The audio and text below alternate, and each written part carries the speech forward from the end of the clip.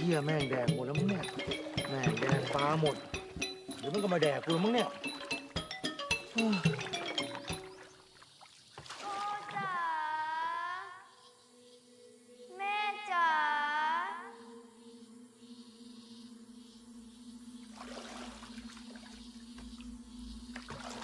พ่อจ๋าแม่จ๋าไอ้แดงใช่ไหมเนี่ย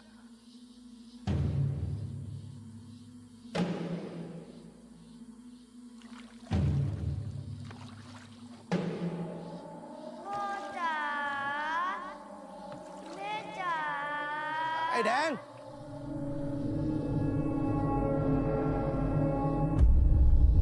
อ้าวไงไม่มาดีๆนะไว้แดงโอ้ยมาซะหน้าซีหน้าขาวแบบเนี้ยน่ากลัวนะเว้ยลุงเอี้ยงเหรอวันนี้คงไม่ได้ปลาสิท่างั้นแบ่งของหนูไปก็ได้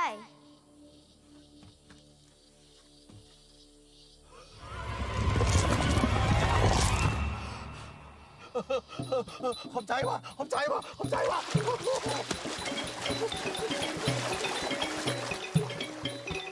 แดง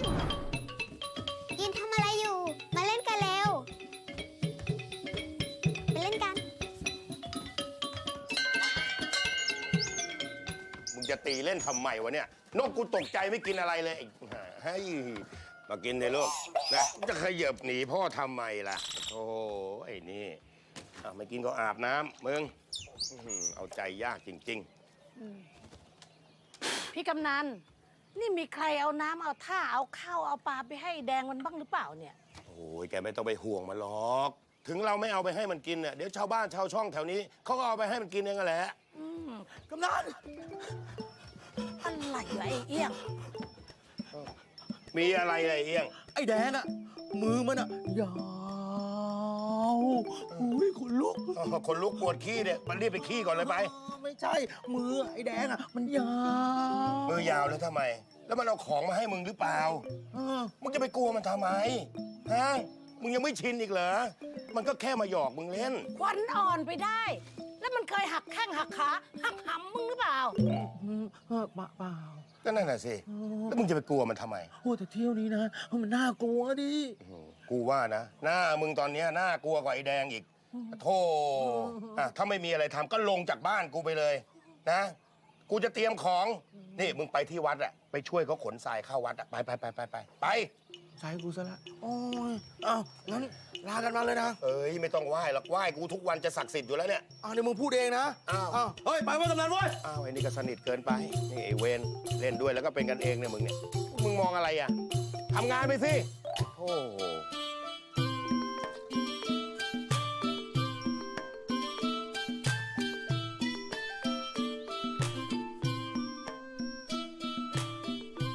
ไอ้สับลีมึงอยู่นิ่งๆไม่ได้เหรอวะมาสแตนของกู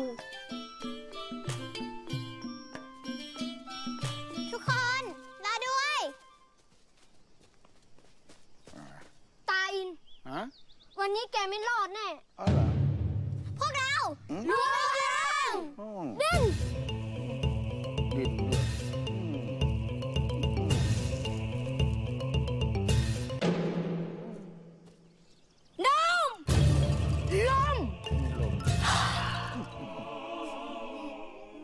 ไอ้ดินเนี่ยพอทนแต่ว่าลมมึงอ่ะเปรี้ยวมากไฟ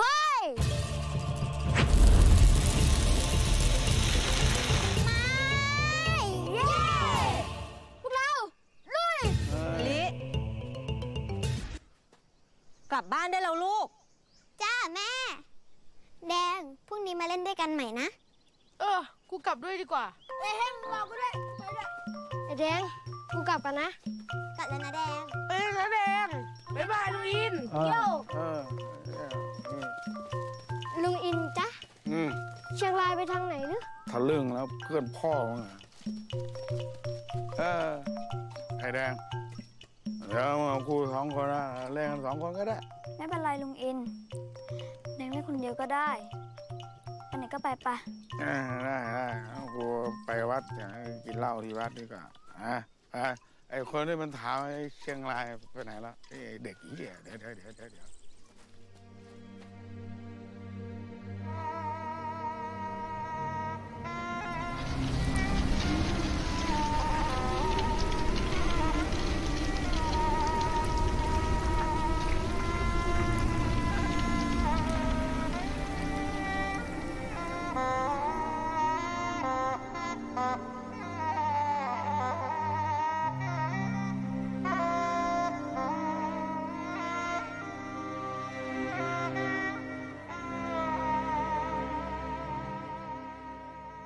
ไอ้เอง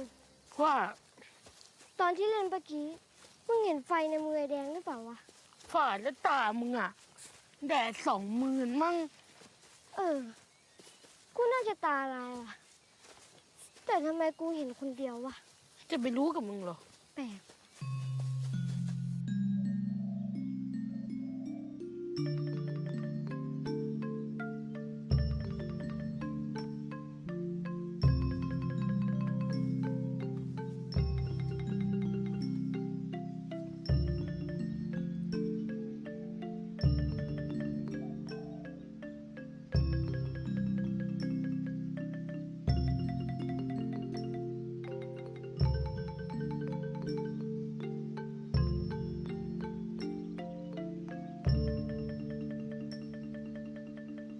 อ้าว มาจากไหนล่ะ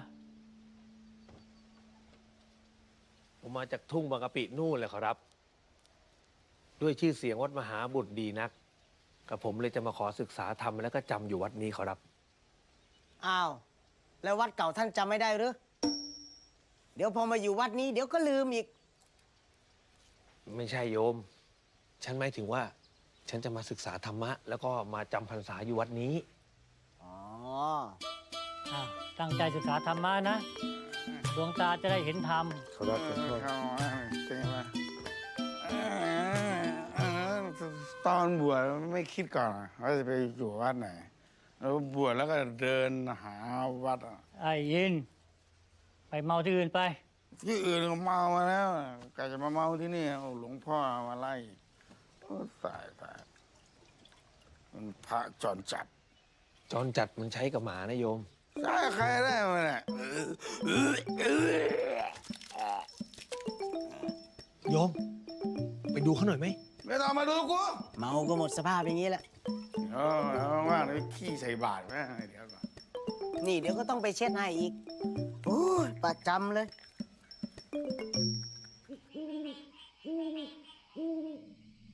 กองแห่งสังขารเรียกว่าสังขารขันธ์กองแห่งวิญญาณเรียกว่าวิญญาณขันธ์รูปปิติรูปังที่เรียกว่ารูปนั้น เหตุว่าชิบหายนั้น คือชิบหายเพราะแดดแล สัญญาตนาติติ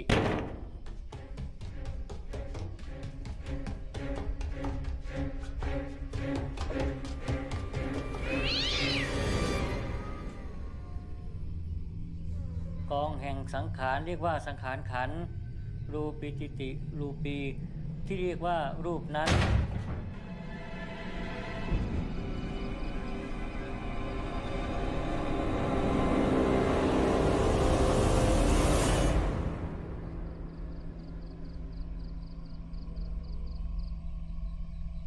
กองแห่งสังขารเรียกว่าสังขารขันธ์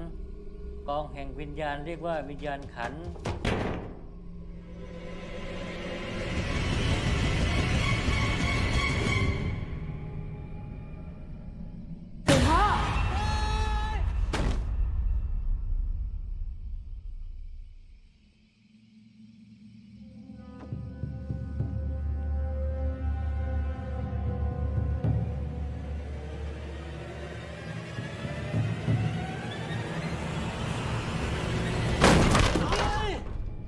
ทำอะไรเนี่ย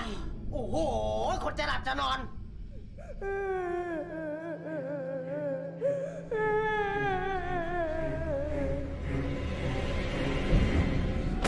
พ่อ ไอ้ไฟเปิดประตูไอ้ไฟเปิดประตู ไอ้ไฟ ว่าไหนจ๊ะ ไอ้แดง กูบอกเลยไงว่าจะมาแบบนี้ กูกลัว คุยกับหนูก่อน เออ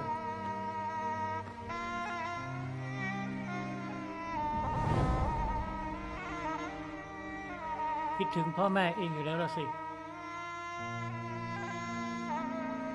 เมื่อไหร่ หนูจะได้เจอพ่อกับแม่ล่ะจ๊ะ หลวงพ่อก็ไม่รู้เหมือนกัน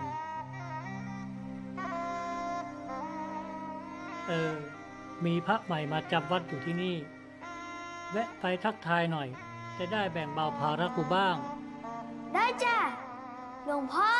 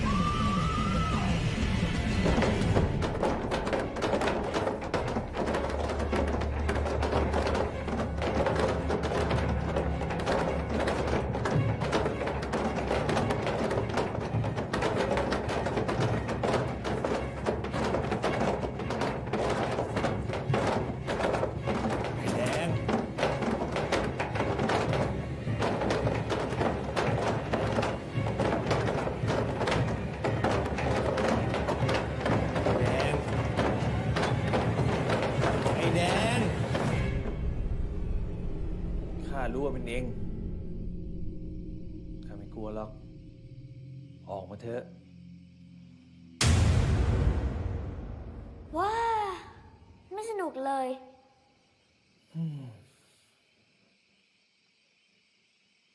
ไอ้แดง เอ็งมาหาข้าถึงที่นี่มีอะไรหรือ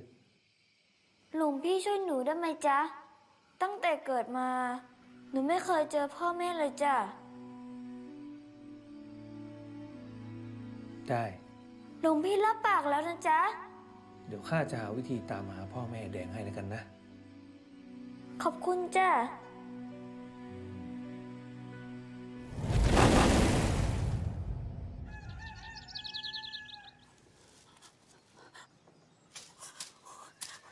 ไป ไม่ต้องกลัว สาธุ สาธุ สาธุ โยมจันทร์ถอยออกมาห่างหลวงพ่อขอรับ ตอนนี้ชาวบ้านที่นี่ รู้เรื่องไอ้แดงหมดแล้วเหรอครับ มันไม่ใช่แค่ทีเดียว พวกผู้ใหญ่ไม่ยอมบอกเด็กๆ กลัวเด็กจะเสียขวัญ หลวงพ่อเจ้าค่ะ อีฉันคิดว่าพรมน้ำมนต์อย่างเดียวมันไม่พอเจ้าค่ะ ขออีฉันกินนะเจ้าค่ะ อ้าวอีจัน โยมจันทร์ โอ้โหหกนุ่มหกเอ้ยน้ำมนต์หกหมดแล้ว โยมจันทร์สำรวมเลยสิ ถอยออกมา คืนเนี้ยฉันไม่นอนเลยตัวเองนะ ฉันขอนอนกับหลวงพี่ด้วยนะจ๊ะ เฮ้ย นอนกับกูดีกว่าอีจัน เดี๋ยวกูจัดให้ นอนกับเองอะนอนกับหมาดีกว่า อ้าวหรือมึงจะนอนกับหลวงพ่อล่ะ ไม่ต้องเป็นห่วงนะครับหลวงพ่อ เดี๋ยวกับผมจะอยู่เป็นเพื่อนไอ้แดงอีกคนครับ ดีไอ้แดงจะได้ไม่มาหาหลวงพ่อ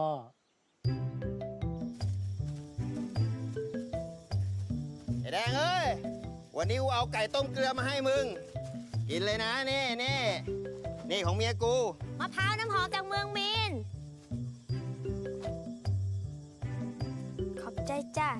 ไก่ต้มเกลือเนี่ย ตอนแรกกูจะใส่ใบกระท่อมให้มึง มึงจะได้สู้แดด แต่กูกลัวมึงเมา มึงเอานี่ไปก่อน กินให้อร่อยหน่อยนะเว้ย ไป เอ๊ะ ใบกระท่อมมันสู้แดดเหรอ พวกเราจะรักกัน หนักนิดเบาหน่อยพวกเราก็จะให้อภัยกัน พวกเราจะรักกันจนวันตาย สาธุไอ้ไข่ ไอ้ไข่พ่อมึงสิเนี่ยไอ้แดง หานั่นเขาใส่วันเสมือนเชียว ไปวัดกันลุกเร็ว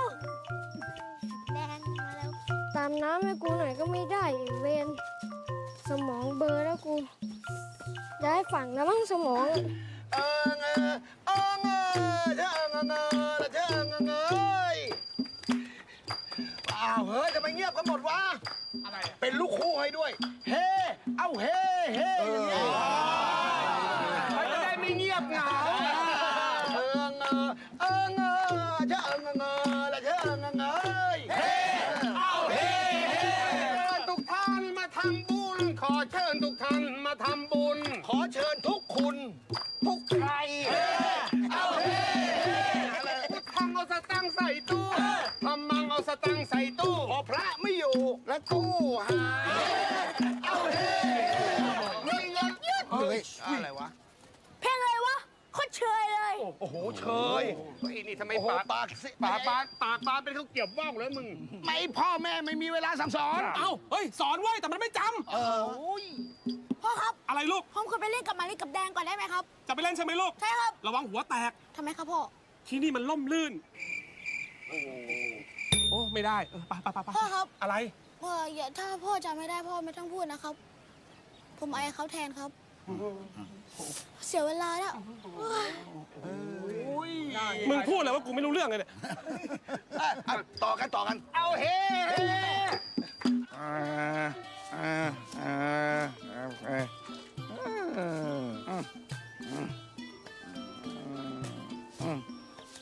โอ้ย นั่นเน้นเลย อะไรของมึงเนี่ยไอ้อิน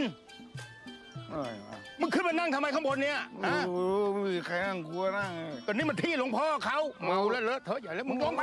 บอกดีๆก็ได้ไอ้กล้วยก็แค่กำลังไปขวา เมาอะไรได้ทั้งวี่ทั้งวันวะเนี่ยฮะ กล้วย เอาหลวงพ่อทำไมไม่เตือนไม่ดุไม่ด่ามันบ้างล่ะเนี่ย ขนมกล้วยจะถือคนบ้าอย่าว่าคนเมาเลย เมาอะไรของมันนักหนาวะ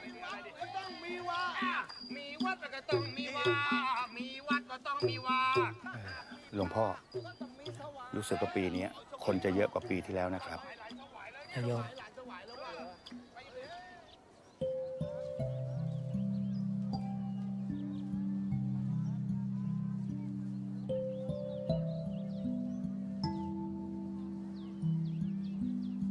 ไอ้เฮง ว่า มึงว่าเราควรนั่งอยู่ที่นี่เปล่าวะ กูว่าไม่เหมาะว่ะ ป่ะ โอ้ยเบาหวานจะแดกกูเมื่อไหร่วะเนี่ย พรุ่งนี้ก็แดกแล้วมั้งมึงอะ น่าสงสารไอ้แดงนะครับหลวงพ่อ นี่พวกมึงอะไม่ต้องไปบอกอะไรเด็กๆนะว่าไอ้แดงมันเป็นอะไร ถ้าเด็กคนอื่นๆรู้ว่าไอ้แดงมันเป็นอะไรอะมันจะไม่มีเพื่อนเล่น รู้ไหมนิมนต์ขอรับหลวงพ่อ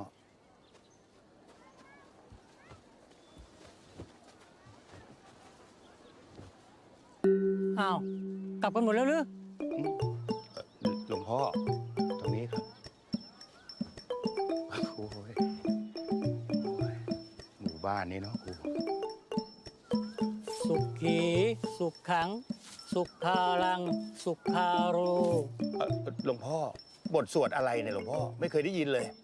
สุขีนี่อะไรหลวงพ่อ อ้าว ความสุขไง เขาพอเข้าใจแต่ไอ้สุขขังแล้วครับ ขนมครก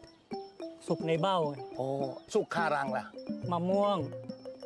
แล้วไอ้สุขสุดท้ายเนี่ยไอ้สุขคารูนี่อะไรหลวงพ่อ ข้าวหลามไง ข้าวหลามที่ไหนแล้วสุขคารู ข้าวหลามบ้านเองเหรอ สุกนอกรู น่าจะเป็นอย่างอื่น ทางสบายหลวงพ่อหลวงพ่อผมไปเดี๋ยวผมสวดให้แล้วกันพุทธมะอะอุนะโมพุทธายะวิละทะโยวิละโขนะยังวิละอิงสาวิละทาสีวิละทาสาวิละอิจิวพุทธะมานีมะพุทธะตวาโหมหลวงพ่อถอดชุดมาเหอะเดี๋ยวผมไปพรมให้ไม่สวดไม่อะไรเลยบทหน่อยเอาหน่อยเลย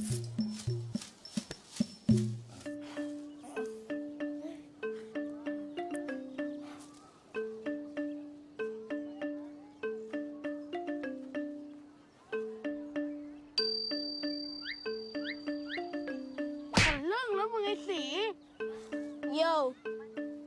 แดงชามาลิ มันที่ชอบแดง ก็เลยอยากจะบอกว่าถ้าชอบก็บอกเลย ไม่ต้องกลัวอะไรจะเข้าแทนโยแดงต้องเปิดใจให้มาริเข้า ไม่ต้องกลัวว่าเขาจะกินเข้าไปแทนโย เพลงอะไรของมึงไม่สำลี มึงไม่รู้หรอกอีกแล้วก็ปีเพลงพวกนี้มันจะมาโย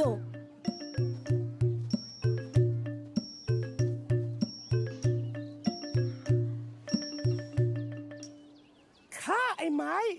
ขอชาบานต่อหน้าพระเจดีย์ชายว่าข้าจะรักอีเอียบไปจนวันตาย หากว่าข้าผิดคำชาบานไปมองชาวคนไหนหรือชาวบางใด ขอให้ดวงตาของข้าจงมีอันเป็นไปด้วยเถิดสาธุ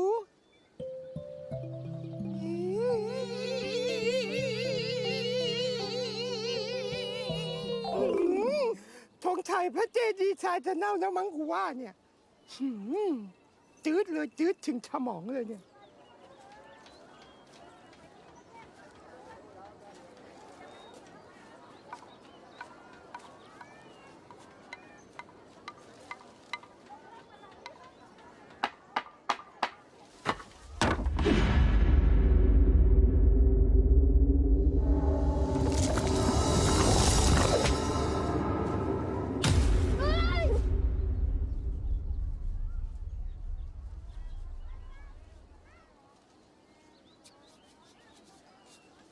อะไรวะ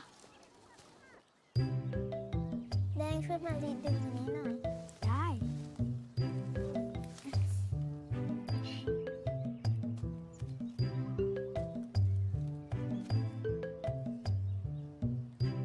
อ่ะ คำหนึ่งเผ็ดนะสิ งั้นคนละครึ่ง ถ้าเรากิน2 คนอาจจะหวานก็ได้ บ้า สงสัยแถวนี้ มีคนบ้าอยู่ อยากทันตะกร้าไปเลย หลังพึ่งแตกแล้วมั้งกูว่า แตกอะไรวะมึงเนี่ย ก็นั่นไง หวานหยดย้อยขนาดเนี้ย อีกเช้าอ่ะ เมื่อไหร่นะเนื้อคู่ของกูจะมา ก็ต้องรอจนกว่ามึงจะขาวนั่นแหละ คงรออีกนาน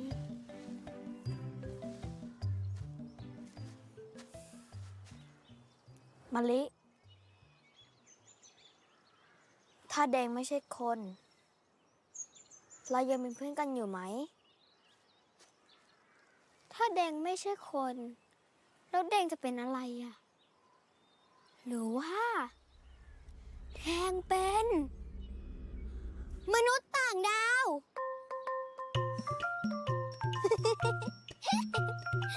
แดงปล่อยแสงให้ดูหน่อยสิ ไปแสง ไปแสงเร็ว เก็บพริกเถอะ ไปแสงก่อน ไปแสง เก็บพริกเร็ว เก็บพริกเถอะ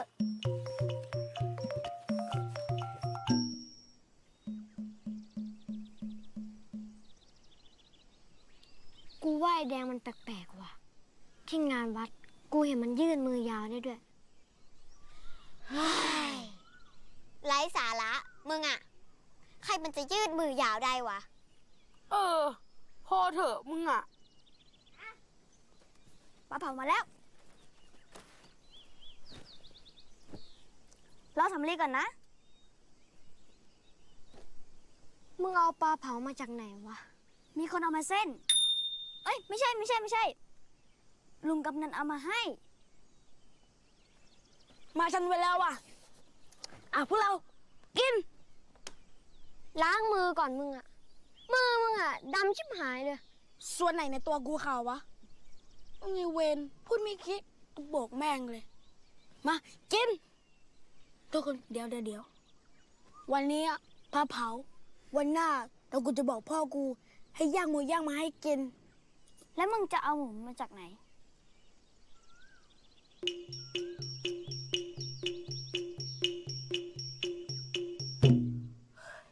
บางทีอ่ะ กูไม่ขำกับพวกมึงหรอก เล่นกับพวกมึงละเคิมจะแดกกูเข้าไปซะแล้ว กิน กูไม่ได้กินเลยบี ได้ไหมวะวันเนี้ยเฮ้ยคราวนี้มันต้องมีบ้างชิวะเฮ้ยแต่เลยมึงเท็ดกูแน่มึงเท็ดกูแน่เท็ดกูแน่มึงเท็ดกูแน่มึงเท็ดกูแน่อุ้ยจริงเหรอมึงดีเหรอนะมึงดิ้นยังไงมึงก็ไม่รอดถ่ายตากูไปแน่ๆเอาดิ้นนี่เลยเช็ดกูตัวเป็นเยอะเลย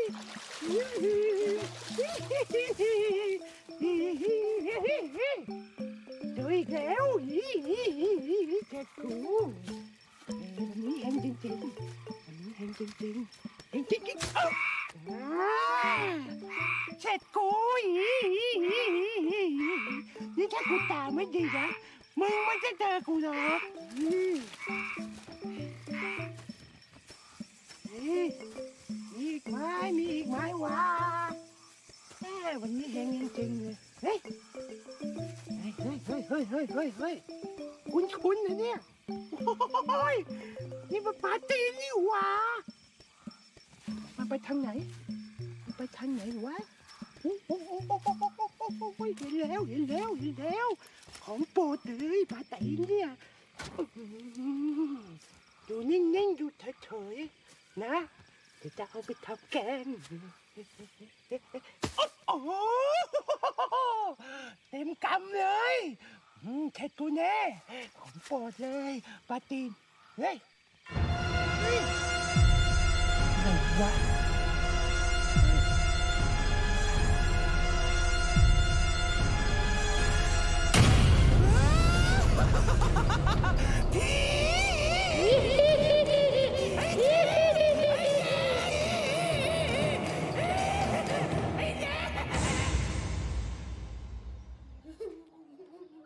ใครวะ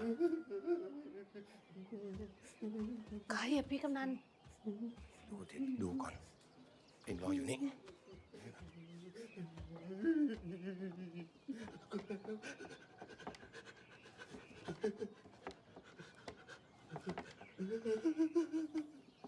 เฮ้ย โอ้ยหาละเฮ้ย เอาไอ้ไม้พ่อกำนันมึงเป็นอะไรเนี่ย ไอ้แดงอะมันจะฆ่าฉันอะมึงแน่ใจเหรอ ฉันเห็นเต็มช่องตาของฉันเลย ดูจากสายตามแล้วไม่น่าเชื่อเลยนะ แล้วมึงไปเห็นที่ไหนอะ ฉันออกไปหาปูหาปลาตรงป่ากล้วยนู้นน่ะ กล้วยอะไร กล้วยตานีไปหวีเหี่ยวเดี๋ยวหวีเดียวหิวหวีไปหิวหวีมา กำนันต้องจัดการให้แดงให้กับพวกฉันแล้วนะ ได้ เดี๋ยวกูจะจัดให้ชาวบ้านอะออกตรวจเวรยาม พวกมึงและชาวบ้านจะได้สบายใจ มึงแน่ใจนะ ฉันเห็นเต็มช่องตาของฉันเลย ที่ไหน ที่ป่ากล้วยตานีไปหวีเหี่ยวเดี๋ยวหวีเดียวหิวหวีไปหิวหวีมา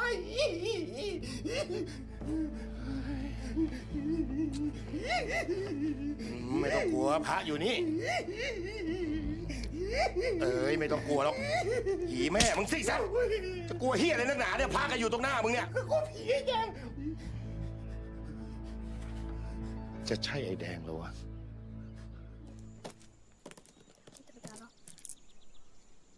เฮ้ยให้พวกมึงรีบสิไปส่งคนนั้นดิ หวานมาก เฮ้ย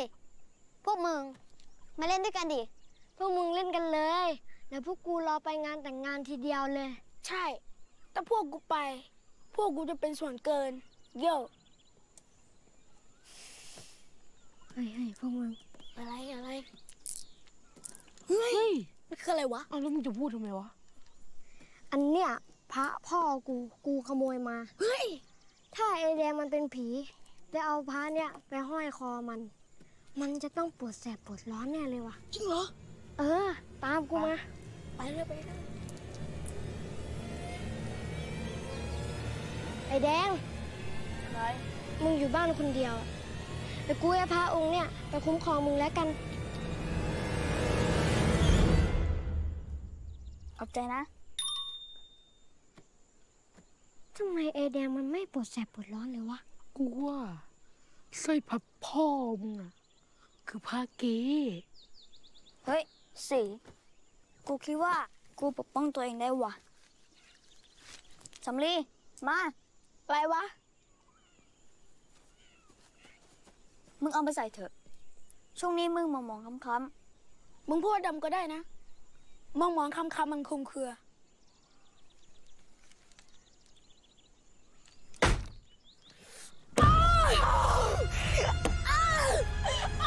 หรือว่า ไอ้เป็นพี่มันพ่อมึงนี่น้ำพักทักกู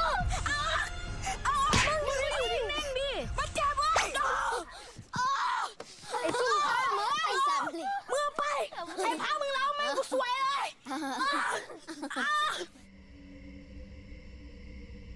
โอ้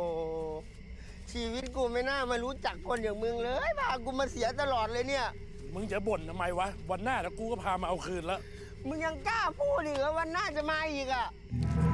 เฮ้ย มึงอยู่นิ่งๆนะ นิ่งทำไมวะ มึง ไอ้แดง โอ้ย ยังไง มึงตีกูทำไมเนี่ย กูไม่ได้ตีมึง กูตีผีไอ้แดงนู่น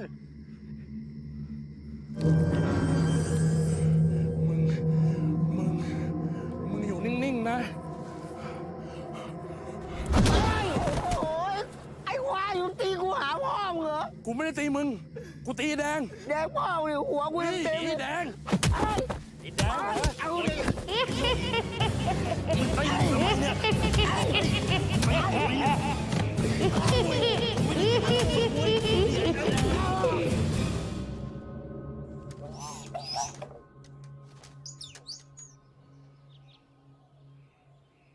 พวกมึงสองคนแน่ใจนะว่าเป็นไอ้แดงอ่ะ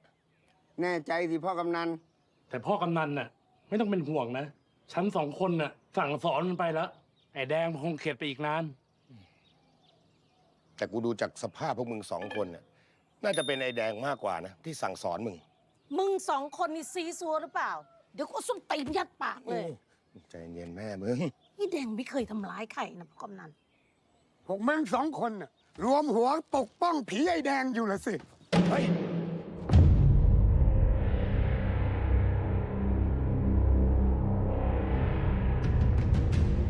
มึงเป็นใครวะ อย่าพูดอะไรพ่อยๆนะเว้ยสภาพอย่างนี้มึงก็จะทำเขาลงเหรอ่ะเนี่ย โอ้ ไอ้ขวย ฮะ ไอ้ขวย คุยไหนวะ สิทธิ์อาจารย์คำหมอผีอาคมที่ปราบผีมาแล้วนักต่อนัก มึงมาทำไม เอ้ากูเป็นหมอผีก็ต้องมาปราบผีสิวะ หรือว่ามึงจะให้กูมาทำกล้วยบวชชีให้แดกกูมาเสนอตัวปราบผีไอ้แดงให้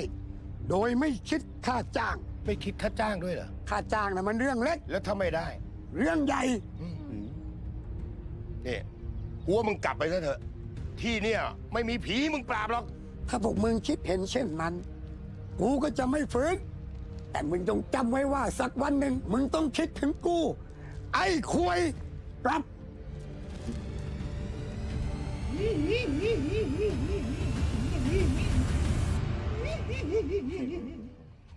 ไอ้นี่ก็นั่งบ้าไม่กลับบ้าน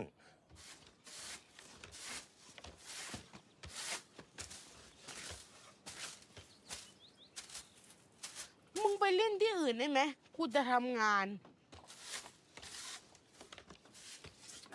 ไอ้สำลี อะไรวะ โตขึ้นมึงอยากเป็นอะไรวะ กูอยากเป็นผู้ใหญ่ว่ะ ถามเรื่องหน้าที่กัน นี่จ้ะเลยจ้ะ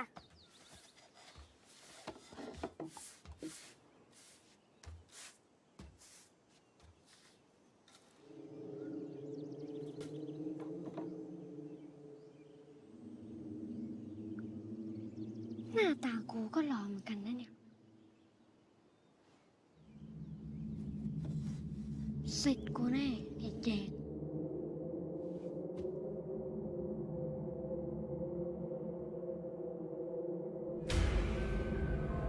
รอด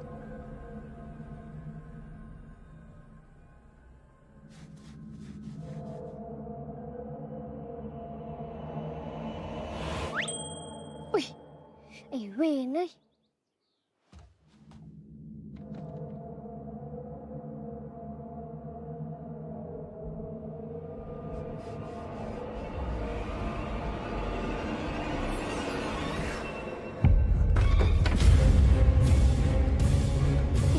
เอง เดี๋ยวแม่มึงสิ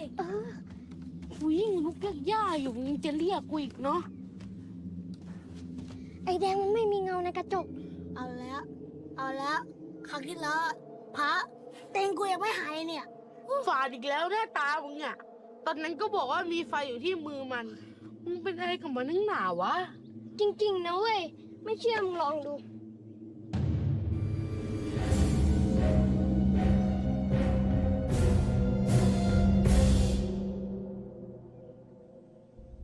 โอ้ยนี่มันฝ่าเรือน ไอ้ควายไอ้ ไหนวะ เฮงเรามาไปทำงานต่อปะ ทุกวันเลยนะมึงอะโอ้ยไขมันในเส้นเลือดอุดตันแล้วมั้งกูเนี่ย ไม่มีได้ไงวะ ตากูฝาดหรือเปล่าวะเนี่ย ทะลุได้ด้วย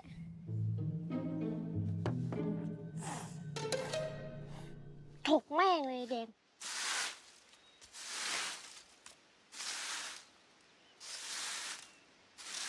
ตรงนี้ด้วยครับหลวงพ่อลกตลอดเลยตรงนี้ด้วยครับหลวงพ่อ หลวงพ่อครับ มีอะไรหรือ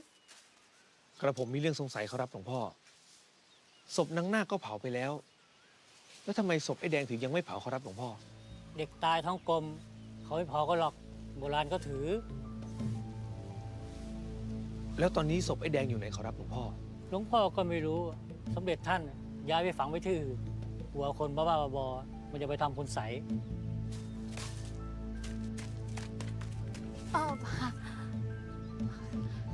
คุณใส่อะไรเหรอ เจ้าคะหลวงพ่อ จันสำรวมเลยสิ หลวงพ่อไปก่อนนะ เออ ไอ้คุณสอกคุณใสมันก็คือกุมารลูกกอกอะไรอีจัน โหเฮ้ยฉันฟังแล้ว ฉันขนลุกไปหมดเลยจ้ะ น่ากลัวอุ้ย อย่าว่าแต่มึงขนลุกเลย กูเนี่ยก็ลุก โอ้โห หลวงพ่อ รอด้วย โอ้ย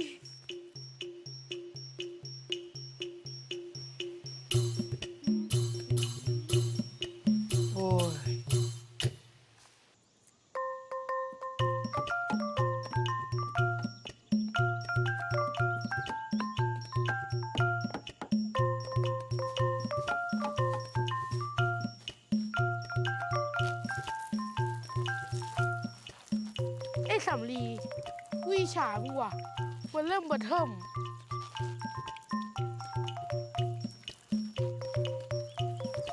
กูก็สงสารมึงว่ะน้องชายเขียว ไอเฮงไอสำลีอะไร มันจริงหรือเปล่าวะ ที่โบราณบอกว่า ถ้ามองลอดวางขา จะรู้ว่าใครเป็นผี เฮ้ย อีกแล้วนะมึงอ่ะ ไอ้โบราณนั่นเป็นใครวะ ทำไมมึงถึงต้องเชื่อมันนักวะ มา เดี๋ยวกูดูเอง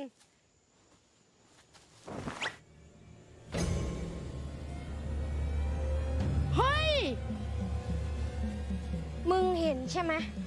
เห็นชัดเลย เห็นผีไอ้แดงใช่ไหม เปล่า เห็นไข่กูเนี่ย โอ้ ก็กูอ้วนนี่หว่า ก็ไม่พ้นไข่หรอก มันติดพุง พวกมึงดูเอาเองแล้วกัน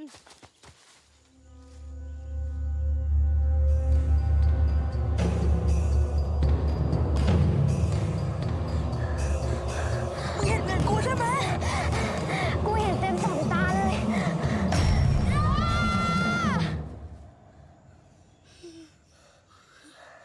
ไอ้แดง มึงเป็นผี คราวนี้ อะไรของมึงอีกวะ ไอ้สี อีมาลี่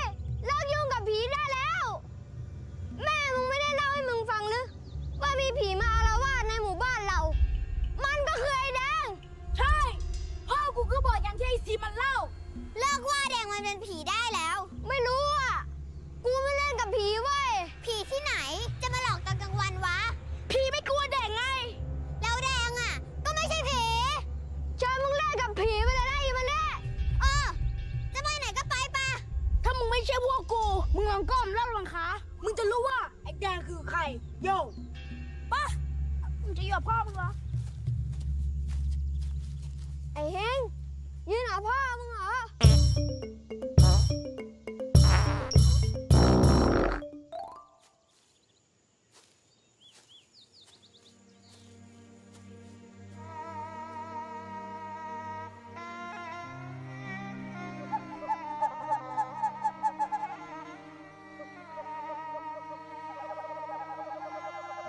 ถึงเราเล่าเช้าสายจนบ่ายคอยนะตายังสบายถึงเจ้าทุกวันวี่นะโอ้ยไอ้แดงเอ้ยกูเวทนามึงนักมึงไม่ต้องคิดว่านะแค่ผีกำพร้าคนกำพร้าก็เยอะแยะกว่ามึงอีกนะไอ้หน้าไอ้มากอะมันคงมีเหตุมีผลของมันนะแล้วเรามันก็มารับมึงเองไอ้มากไอ้หน้าก็เหมือนลูกเหมือนหลานกูอะ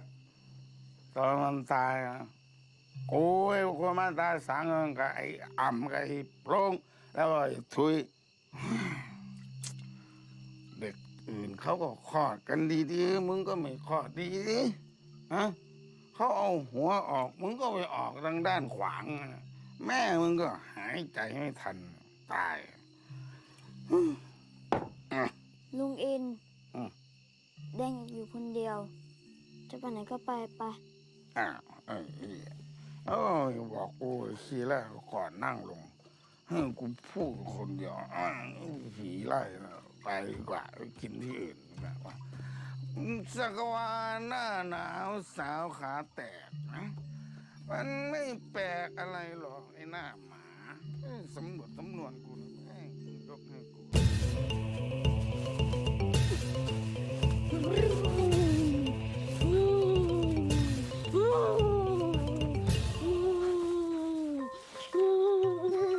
เฮ้ยไอ้สำลี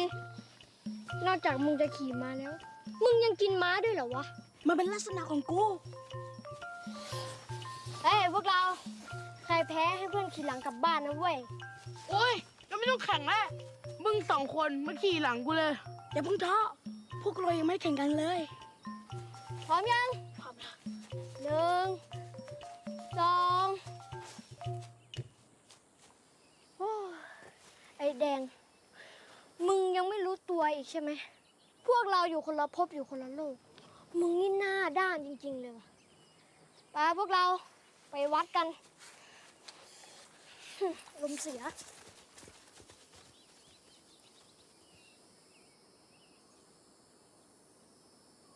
ไอ้แดนกูขอโทษ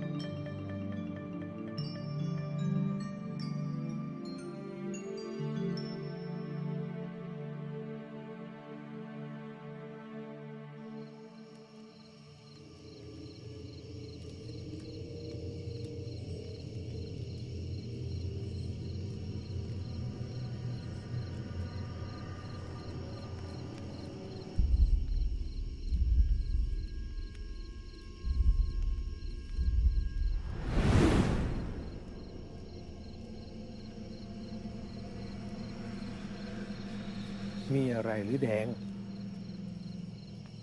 เพื่อนไม่อยากเล่นกับแดง เพราะว่าแดงเป็นผี เพื่อนกันนะมันไม่ทิ้งกันหรอก ไอ้สีเฮงสำลี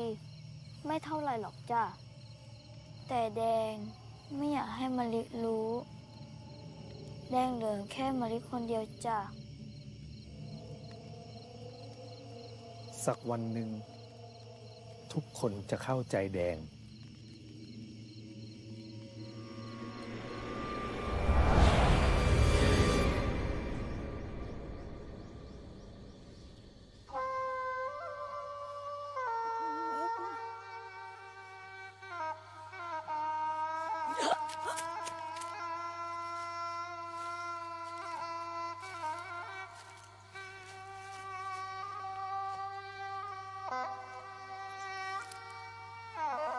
ไอ้แดงอย่าทำอะไรกูเลยนะ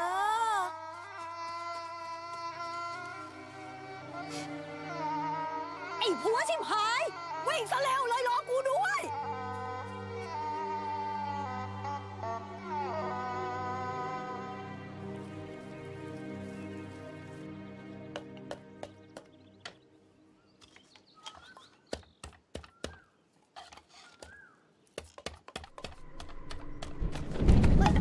มะนาวตก ไม่เป็นไร แดง วันนี้แค่นี้ก่อนนะ ไปแล้วเหรอ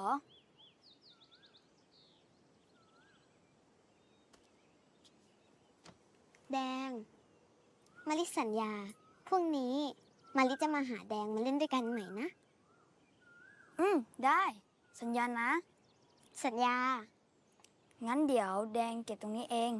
ไปเถอะ มาริกลับแล้วนะ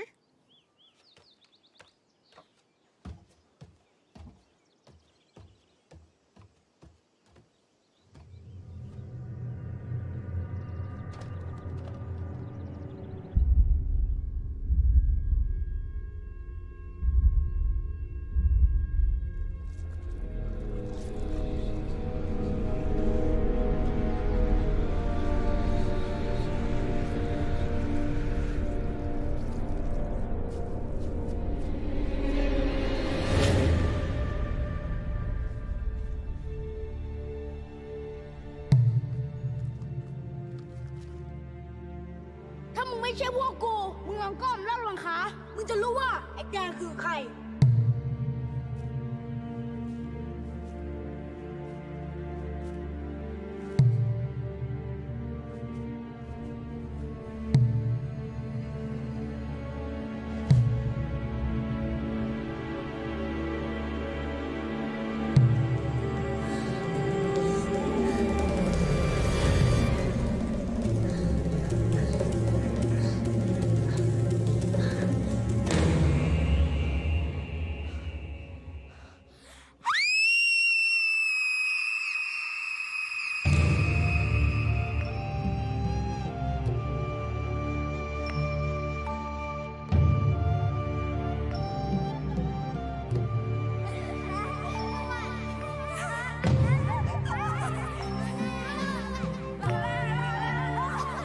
ขอเล่นด้วยคนสิ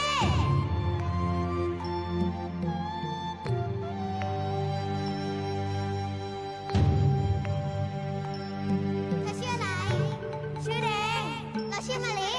มึงเล่นด้วยก็ได้ แต่มึงอาจต้องเป็นนะ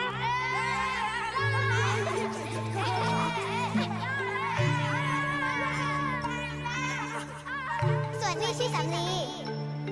ส่วนนี่ชื่อสี ส่วนไอ้อ้วนเนี่ย ชื่อเฮง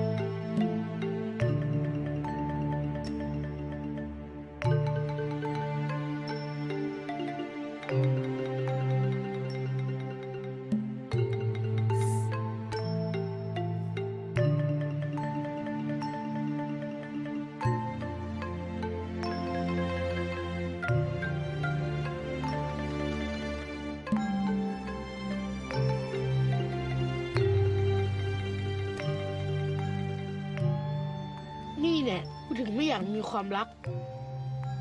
สภาพอย่างมึงอ่ะ มีใครจะมารักไหมไอ้พายุน สรรหาตั้งชื่อให้กูเนาะ ต่อไปอ่ะต้องมีฮิปโป มะลิตัดใจเถอะว่า คนกับผี อยู่ด้วยกันไม่ได้ดอก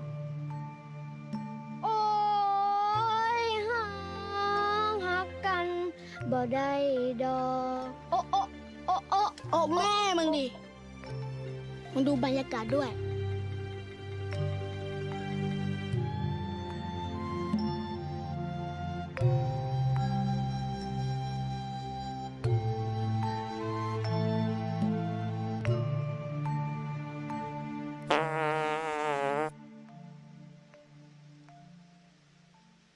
กูเอง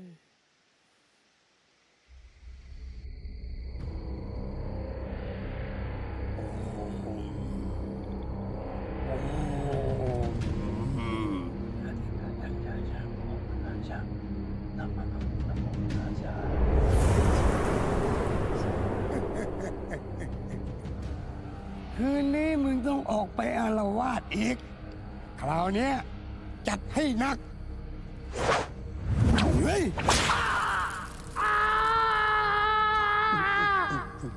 มึงต้องจำไว้เลยนะ คืนนี้ในหมู่บ้านพระโขนง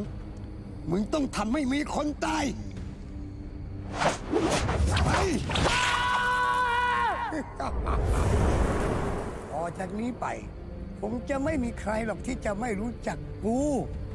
หมอขวยกูปราบผีลูกอีนาค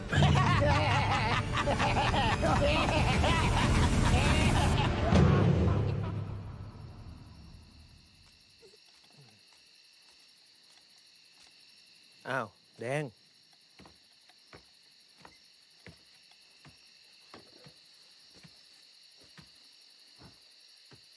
ทำไมมานั่งหน้าเศร้าแบบนี้ เป็นอะไรหรือ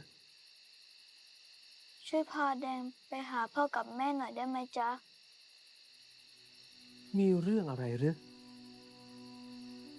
ฉันอยู่ที่นี่ไม่ได้แล้วจ้ะ ได้ หลวงพี่จะช่วย แต่แดงต้องบอกกับหลวงพี่ก่อนว่า ร่างของแดงอยู่ที่ไหน เพราะตอนนี้จิตของแดงยังติดอยู่กับร่าง ต้นไม้ที่หลวงพี่ปรากฏ นั่นแหละ ร่างของแดงอยู่ที่นั่น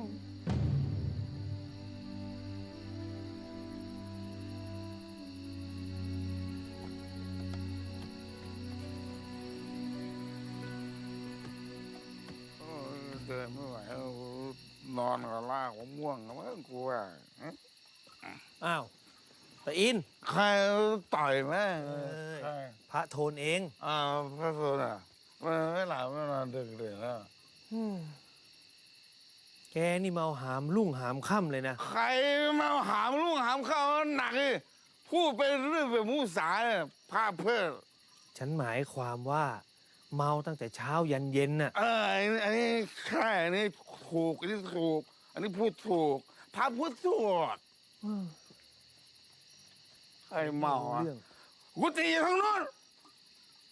ใครเมากันแน่พระโทนใครเมาใครเมา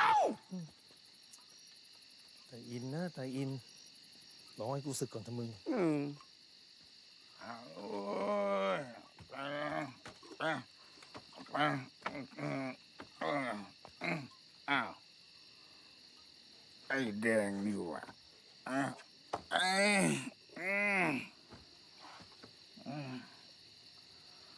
โอ้เอาอีกแล้วมึงไม่ต้องคิดมากหรอกนะกูไอ้นี่กูรู้ว่าใครบงการนะทำให้ชาวบ้านชาวช่องกับเพื่อนมึงนะเข้าใจมึงผิดนะมึงผีดี กูรู้มึงไม่เคยคิดร้ายใครหรอกไอ้แดง ผีอย่างมึงเนี่ยควรสรรเสริญมึงดีเหมือนแม่มึงเลยแม่มึงน่าเป็นผีดี สู้ต่อไปกูเองนะเป็นกำลังใจให้มึง ลุงอิน อืม แดงอยากอยู่คนเดียว ไปไหนก็ไปไป กูนึกแล้วกูก็ไม่คิดเดินเลยไปก็จบแล้วแม่งไอ้เหี้ยเอ้ยไปกลับที่เดิมดีกว่าไหมถึงเมาเหล้าเช้าสายก็ง่วงหลับเมาก็กลับไปนอนพักอาศัยเหล้าคือเพื่อนที่ดีที่ลุยใจ กูขอตายกับมึงไอ้สุราไม่สมบูรณ์สำนวนกูนี่คงเส้นคงวา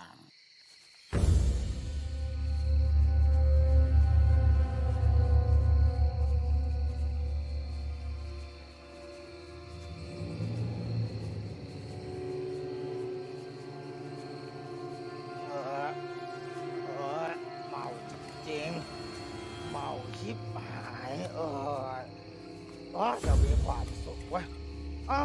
มึงเดินยังไงของมึงวะเนี่ยเฮ้ยเดี๋ยวซ้ายเดี๋ยวขวาเว้ย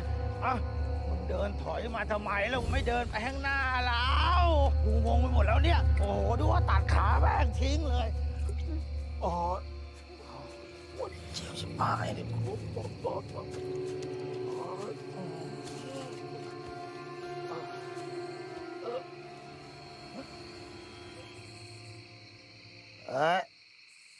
นั่นใครวะ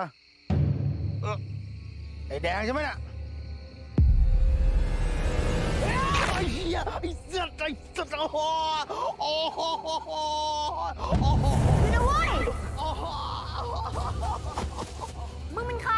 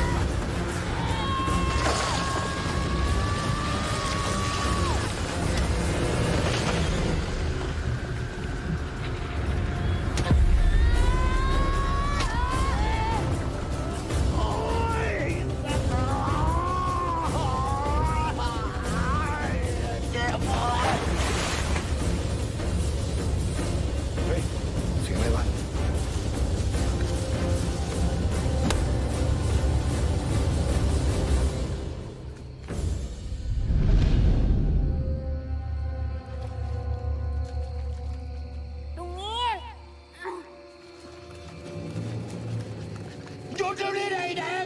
มึงทำอะไร หนูไม่ท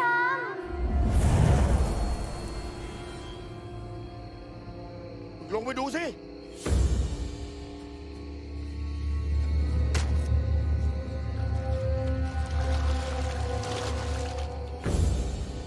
กำนัน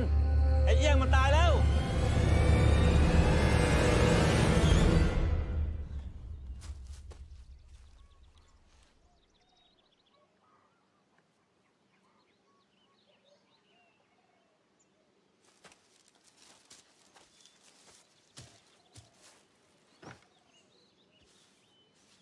มะลิเป็นอะไรหรือเปล่าลูก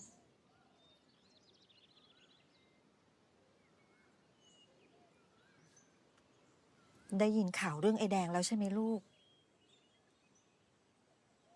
แล้วมะลิคิดว่าไอ้แดงเป็นคนทำหรือเปล่าล่ะลูก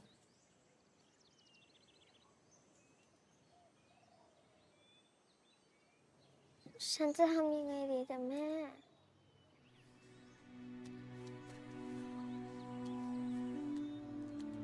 แม่เข้าใจมะลินะลูก เพราะเมื่อครั้งตอนเกิดเรื่องอีนาค แม่ก็เป็นทั้งเพื่อนสนิท แล้วก็ทำผิดกับอีนาคที่ทอดทิ้งมันไปตอนนั้น ทำไมที่ผ่านมา ทุกคนไม่เคยพูดเรื่องแดงเลยล่ะจ๊ะทำเหมือนแดงเป็นคนปกติกันหมด ก็เพราะทุกคนไม่ได้กลัวไอ้แดงเหมือนอีนาคไงลูก มันไม่สำคัญหรอกว่าแดงจะเป็นผีหรือว่าเป็นคน และ10 ปีมาเนี่ย แม่ก็ยังไม่เคยเห็นไอ้แดงมันทำร้ายใคร หรือว่า ไอ้แดงมาทำอะไรมะลิหรือเปล่าลูก มาลิขอไปหาแดงได้ไหมจ๊ะแม่ ไปเถอะลูก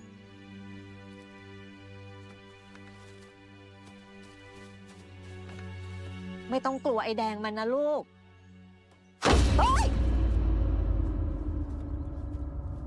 มันลวงหาอะไรตอนนี้วะ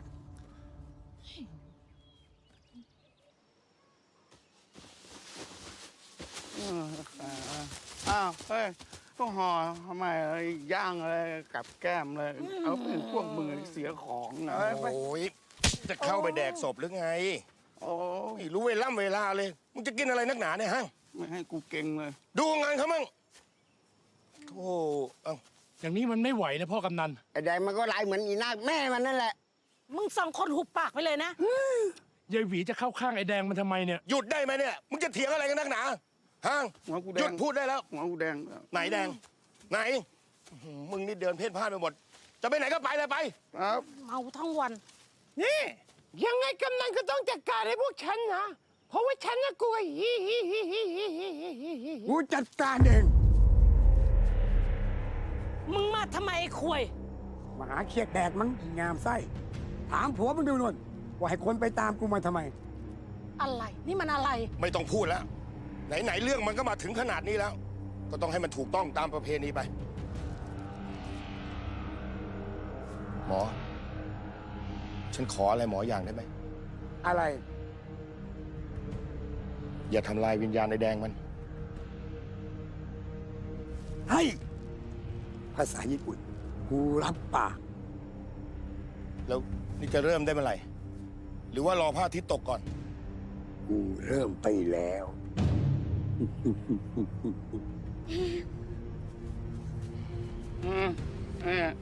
เก็บป้ายของ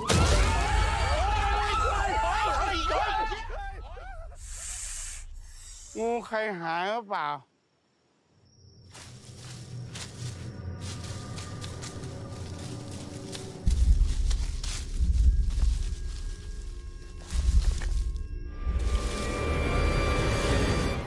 เฮ้ย ไอ้ใบไม้นี่ก็ลนจังเลยไม่สงสารหลวงพ่อหรือไงเนี่ย ฝั่งนี้ด้วยครับหลวงพ่อ ไปจับมันเลย จับมันหนีไปไหน จับมันได้ ทุกคนหยุดก่อน รีบไปช่วยแดงกัน หมอผีกำลังจะไปจับแดงแล้ว กูไม่ไป ทำไมกูต้องไปช่วยด้วย ไอ้แดงมันเป็นผีฆ่าคนตาย แดงไม่ได้ทำนะ จะทำไม่ทำ มันก็ไม่เกี่ยวอะไรกับพวกกูดิเดี๋ยวที่สำคัญ ไอ้แดงมันเป็นผีโอ๊ยแดงจะเป็นอะไรก็ช่าง ยังไงก็เป็นเพื่อนเรา ไม่เป็นไร ถ้าพวกมึงไม่ช่วย กูไปช่วยแดงคนเดียวก็ได้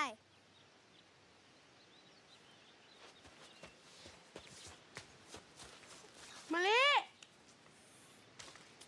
ไอ้สี ตัวมึงก็ขาว แต่ใจมึงอะหาขาวไม่ ไอ้สำลี มึงก็ด้วย ตัวมึงดำ ใจมึงจะดำอีก รอกูด้วยนี่ขี่แม่งเลยเว้ย เป็นเรื่องแล้วไอ้แดงเอ้ย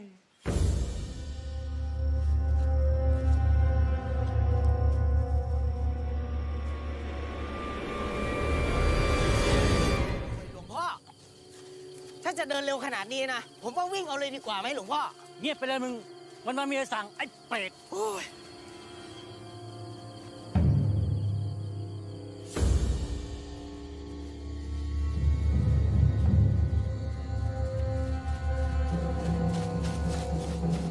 มะลิ รอด้วย เร็วๆสิแฮง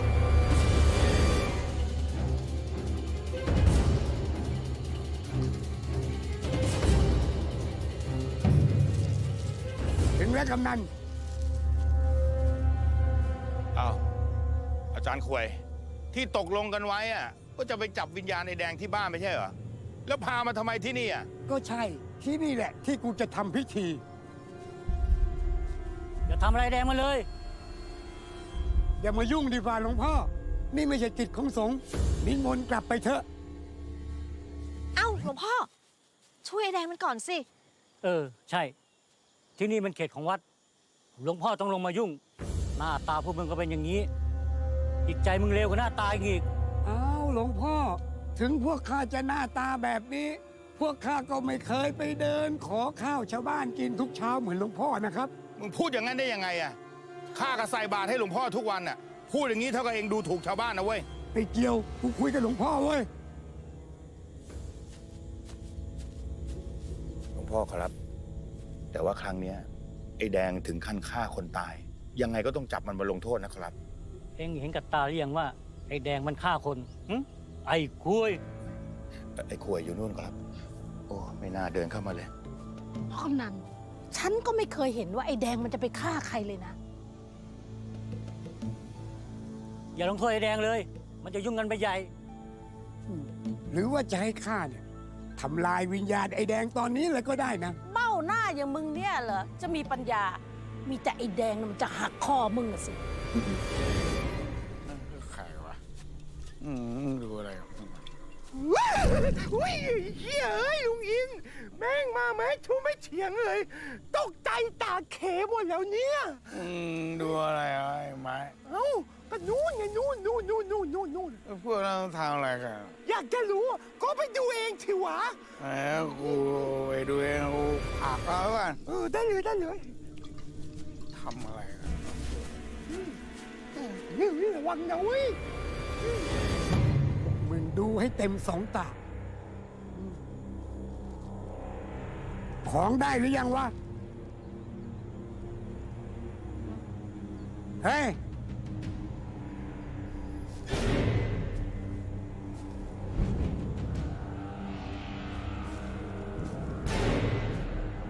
หลวงพ่อ นี่พระใหม่ไม่ใช่เหรอครับ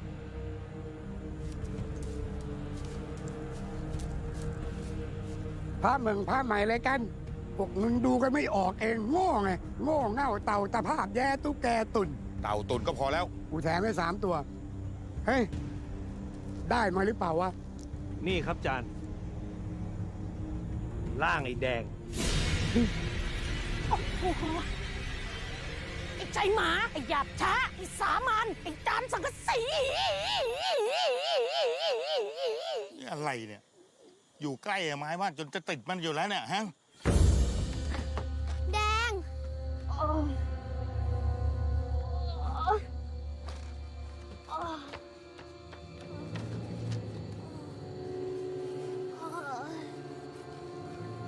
เฮงมาช่วยแดงแล้ว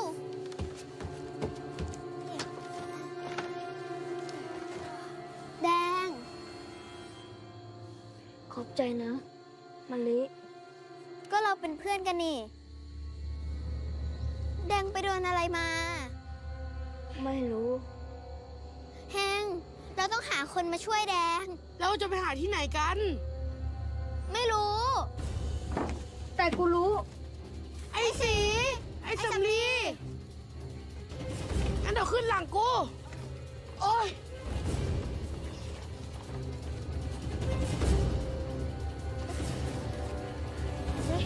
เฮงถึงแม้ว่าตัวกูจะดำ แต่ใจกูอะไม่ดำเหมือนที่มึงพูดดอก นี่ไม่ใช่เวลามาดึงปะพวกเรา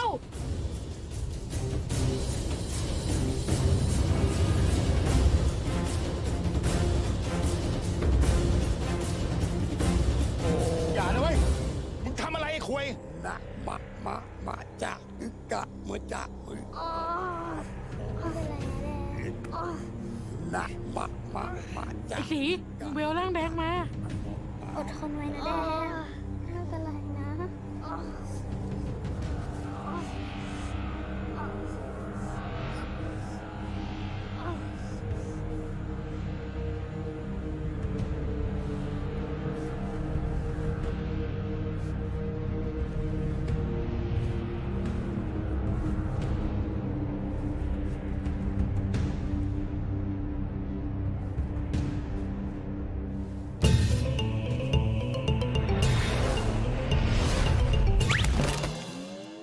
โถไอ้ควายเอ้ย โง่อย่างหมา โอ้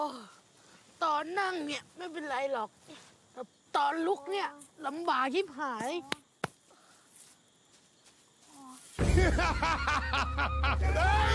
แดง อย่านะ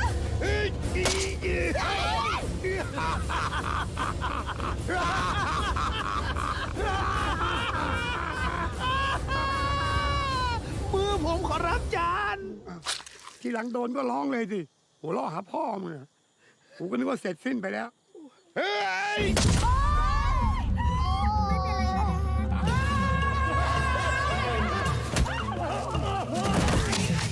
ไอ้กูไว้กูไม่พอเฮ้ยไอ้เฮ้ยเฮ้ยเฮ้ย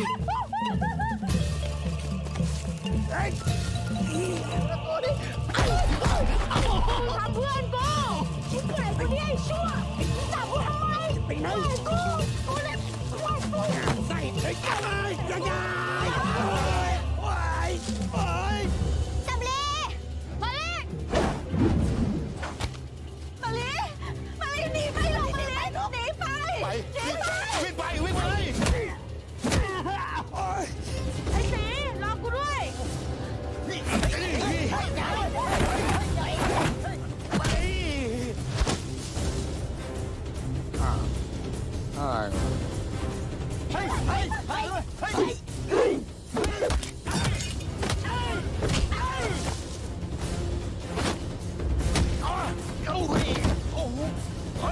หยุดเดี๋ยวนี้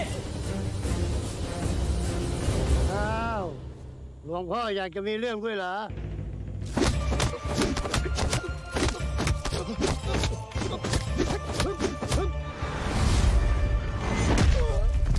เฮ้ย โอ้โหยเฮ้ยโอ้โหหลวงพ่อทำได้ไงครับเนี่ย หลวงพ่อมีเพื่อนอยู่วัดโซลินทร์ดีนะไม่เจอหมัดเมาถ้าเจอหมัดเมาจะหนักกว่านี้ พอแล้วหลวงพ่อ เดี๋ยวมันจะเยอะไป โอ้ยลิงย่างนี่หว่ากับแก้มแล้วแดกแม่งเลยดีกว่ามึงแล้วไปพันมันทำไมวะมันก็หายใจไม่ออกเอาเลยเวลาคอมันด้วย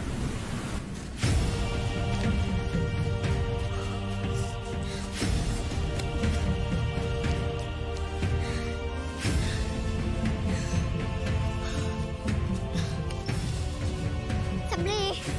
เอาร่างแดงไปหลบที่ศาลาก่อน ได้ สีตามสำลีไปแฮงวิ่งเร็วๆสิ โอ๊ยก็กูอ้วนนี่ มึงจะเอาอะไรกับกูตั้งหนา ไปเฮ้ยไอ้แดงเหรอ ไม่ใช่จ้ะ ฉันช่วยเงิน นี่เงินใครมึงนี่เองนะที่ไปหลอกชาวบ้านชาวช่องเขากลัวเขาก็นึกว่าไอ้แดงไอ้ห่านี่เองแล้วบ้องหัวนู่นเลย ฉันถูกหมอผีข่วยบังคับ ถูกสะกดวิญญาณไว้ ขอบใจลุงมากนะ ที่ช่วยปลดปล่อยฉันให้เป็นอิสระเสียที ฉันจะได้ไปผุดไปเกิด ดีเป็นอิสระแล้วมันก็ไปแล้วไม่ต้องมาอยู่ที่บางพ่อหนุ่มแล้วไปอิสระแล้วก็ไปเลย ขอบใจจ้ะ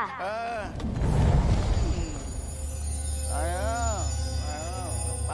เลยอิสระก็ไปเกิดใหม่เลยมึงไปเกิดเลยไม่ต้องมาเกิดเป็นลูกกูนะลูกชายกูมีแล้วมีก็กูไม่อยากมีอีกแล้วไอ้เวนวันว่าดูในกัญชาดูดต้นลิ้นเขียวเป็นใบตองอ่อนอยู่แล้ว6 โมงเย็นนะแม่ก็ไปยืนยิ้มกับจักรจันทร์ไอ้ลูกชายที่หมาเอ้ยไม่ได้ดั่งใจ ไอ้ฮั่นเด็กๆมากันหรือยังวะ โอ้ไม่รู้อ่ะ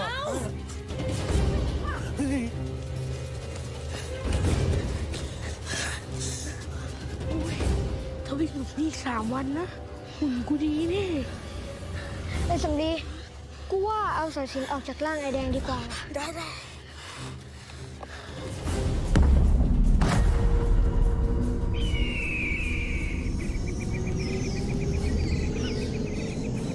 เกิดอะไรขึ้นวะเนี่ย ไปว้าวิ่งแล้วเหรอ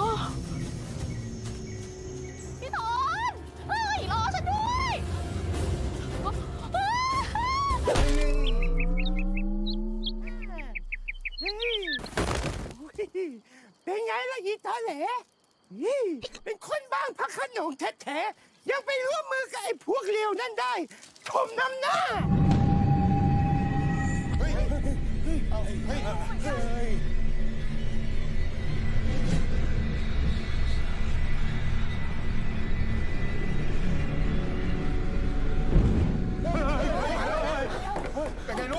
ฉันได้ร่างไอ้แดงมาแล้วจ้ะ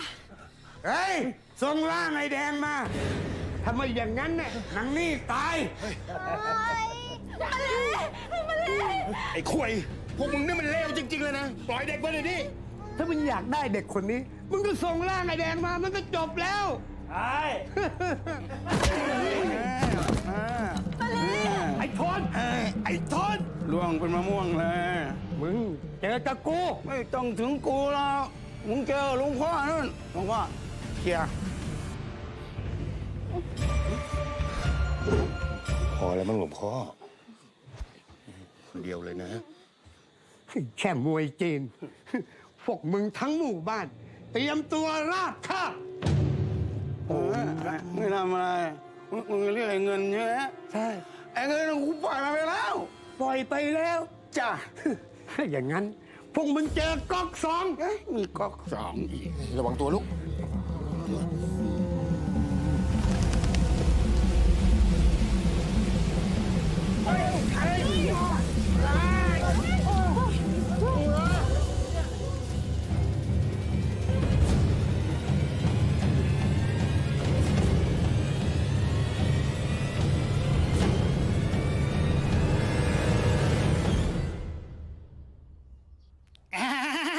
ตักแต่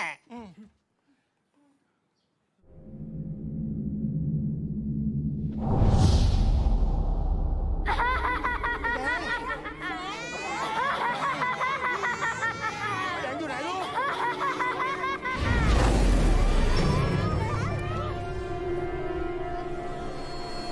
กูอยู่ของกูดีๆ มึงทำให้ชาวบาพระโขนงเข้าใจกูผิด ต้องแดง คราวนี้ มึงจะได้เห็นฤทธิ์กูสักครา นึกว่ากูจะกลัวมึงเหรอ ไอ้ผีน้อย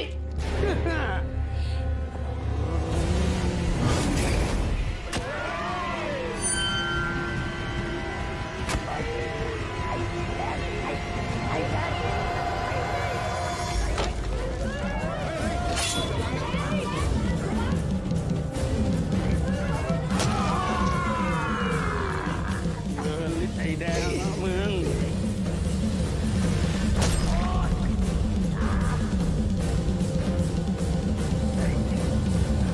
หยุดเถอะแดง อย่าสร้างเวรสร้างกรรมต่อไปเลย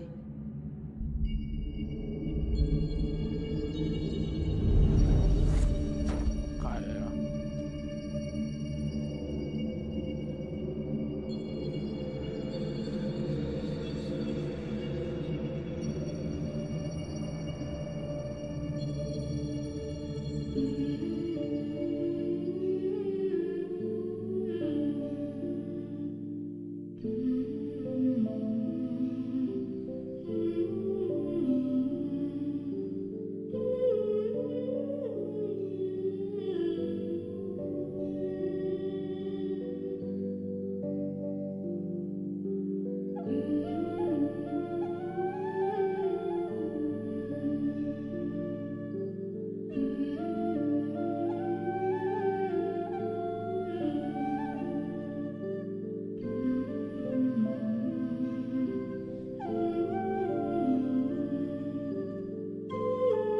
ใครอ่ะ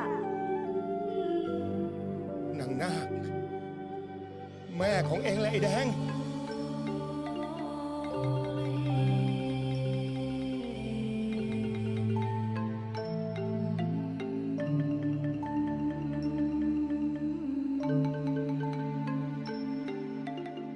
แม่จ๋า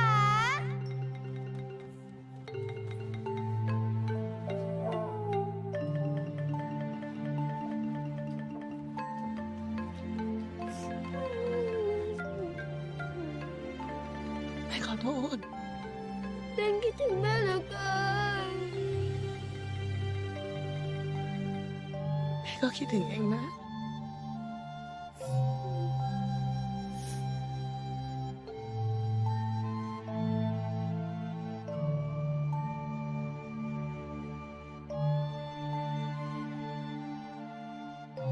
ใช่พ่อไหมจ๊ะ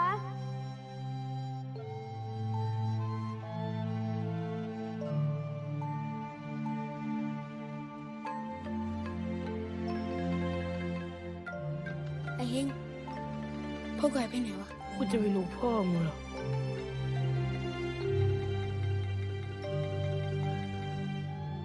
แม่มารับเองกลับไปอยู่ด้วยกัน เวลาเพื่อนนะลูก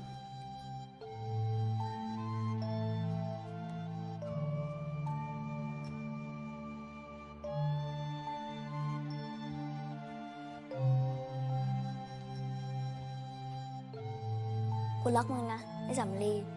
กูรักมึงไอ้แดง มึงไปอยู่กับกูไหม ไปเถอะเพื่อน ช่วงนี้กูไม่สะดวก ไอ้แดง กูรักมึงมากนะเว้ย เหมือนกันเฮง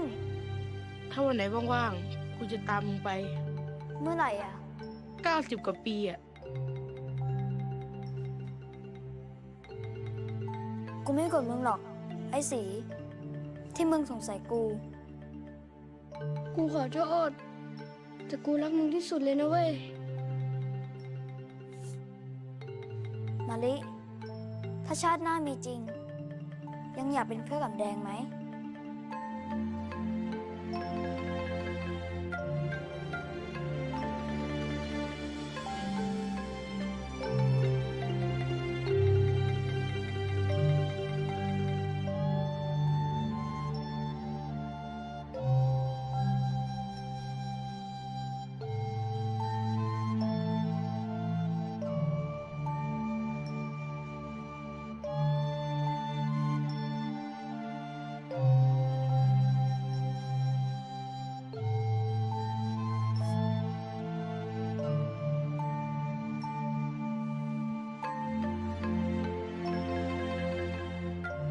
โชคดีนะไอ้แดง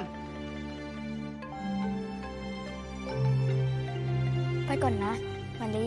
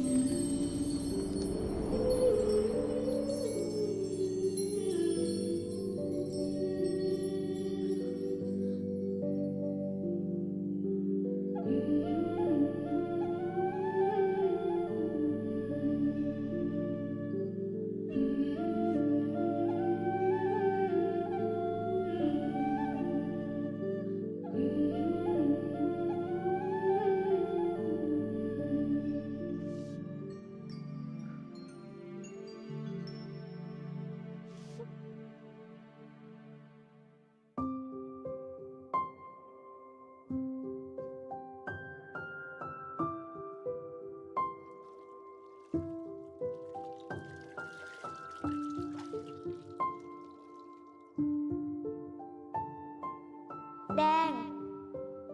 ถ้ามาลิตายไปเป็นผี แดงยังจะเป็นเพื่อนมาลิอยู่ไหม